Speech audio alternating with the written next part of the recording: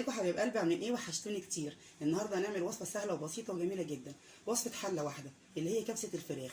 مش هتاخد وقت خالص، وبحركات وتكات المطبخ ام احلى البنات. كملوا معايا لاخر الفيديو عشان تعرفوا وصفتنا عملناها ازاي. ازيكم حبايب قلبي، عاملين ايه؟ وحشتوني كتير. كل سنه وانتم يا رب بالف خير. النهارده هنعمل وصفه سهله وبسيطه وجميله جدا زي ما انتم شايفين قدامكم. هنعمل كبسه الفراخ. في طبعا كبسه لحمه وكبسه فراخ. وصفتنا النهارده عن كبسه الفراخ. انا عاملاها فرخه متقطعه عندي زي ما انتم شايفين 8 قطع وممكن 12 قطعه. عايزين تعملوها بالوراك اوكي، بالصدور اوكي، فرخه كامله مفيش مشكله. وعندي كيلو رز، وعندي طماطمتين مبشورين زي ما انتم شايفين، وبصلايه مبشوره كبيره، والتوابل اللي عندي كركم وكاري وبصل بودر وثوم بودر وفلفل اسود وتوابل عطريه ومكعبين مرقه دجاج وتوابل الفراخ. هنشوف دلوقتي مقاديرنا هنعمل فيها ايه. جبت عندي حله وحطيت فيها معلقتين سمنه كبار، وهبتدي دلوقتي ان انا انزل الفراخ بتاعتي عشان تاخد صدمه وعشان نشوف هنعمل فيها ايه. بسم الله.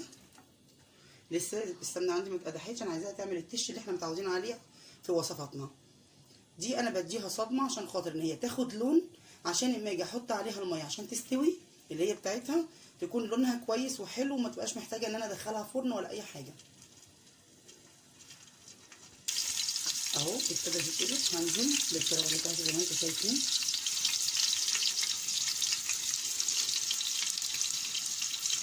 هخليها على الجنب اللي فيه الجلد، وبعد كده ابتدي لما تاخد وش ابتدي اقلبها الناحيه التانيه مع بعض.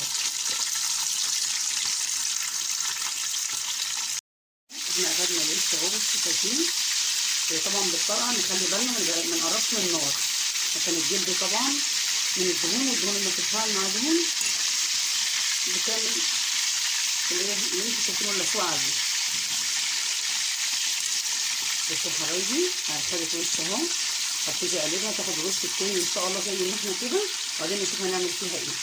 في الوقت ده اديت الوش التاني زي ما احنا شفنا.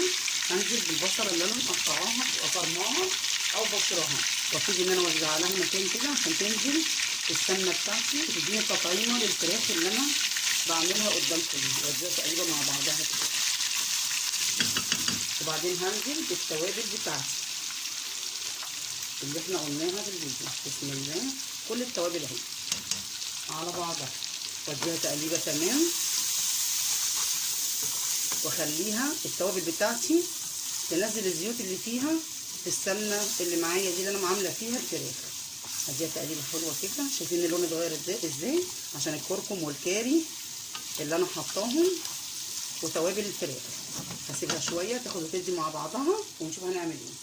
خلاص هنزل كده دلوقتي بالطماطمايه المبشوره اللي احنا قلنا عليها، وبرده وسع لها مكان عشان تدخل مع بعضها كده مع الفراخ. وهتنزلي بايه بقى تاني؟ هنزل بالميه بتاعتي، او لو عندي شوربه انزل بيها عشان الفراخ بتاعتي تستوي. وبعد ما تستوي هنشوف هنعمل فيها ايه. انا هحط الميه بتاعتها، هغطي الفراخ عشان خاطر ان هي تغلي غلوتين ثلاثه، تاخد سوى الفراخ العادي خالص، تاخد وتدي بشكل ودي كده مع بعضها. وبعد كده هنشوف. ثانيه واحده معايا اهو. انا حطيت الميه، هديها تقليبه.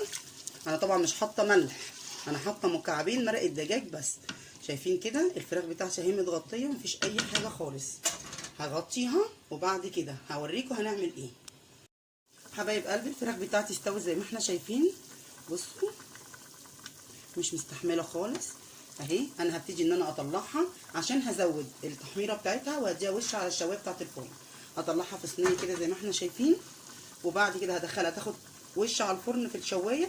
وبعد كده هنزل الرز في الميه بتاعتي دي. انا خلاص حيقتها، حطيت معلقه صغيره من الملح، هي ده اللي كان محتاجاه.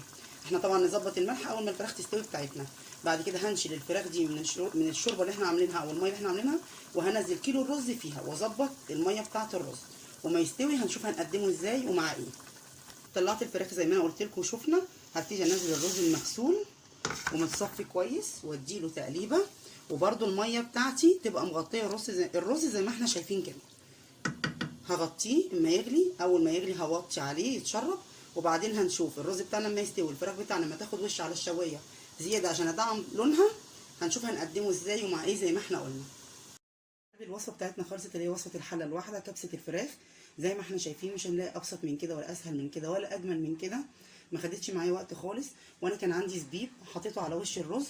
عندك كاجو ماشي، عندك سوداني اوكي، عندك التلاتة حطيهم، اللي بيحب المكسرات اللي ما بيحبش ما يحطش خالص.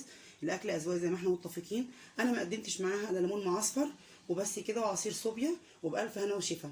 كل سنه وانتم طيبين. ما تنسونيش وانتم بتفطروا على دعوه حلوه ليا، واكتبوا لي في الكومنتات رايكم ايه في وصفاتي، وبتعملوا اكل ايه، وايه اللي جربتوه من عندي وعجبكم جدا. ما تنسونيش في اللايك والسبسكرايب وتفعلوا زر الجرس عشان انتوا بتنسوني في اللايكات كتير. وبألف هنا وشفا، وكل سنه وانتم طيبين.